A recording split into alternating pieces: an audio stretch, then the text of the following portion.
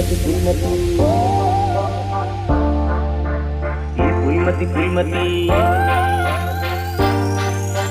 ये फूलमती फूलमती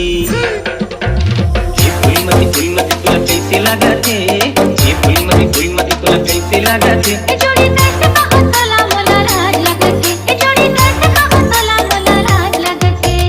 ये फूलमती फूलमती तुला कैसे लगा थे ये फूलमती फूलमती तुला कैसे लगा थे जोड़ी कैसे कहतला मला राज लगते जोड़ी कैसे कहतला मला राज लगते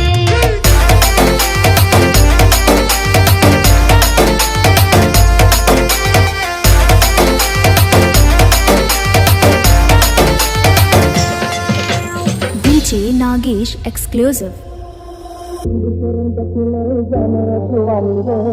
बना देबो नवा हमन माया के कहानी रे माया के कहानी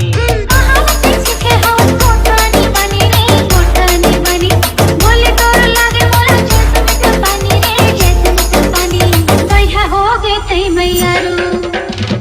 नहीं सुहावे तोर बिना कछु संगी नहीं सुहावे तोर बिना कछु संगी तोरे तेहरा सुहाते रे ये फूलमती फूलमती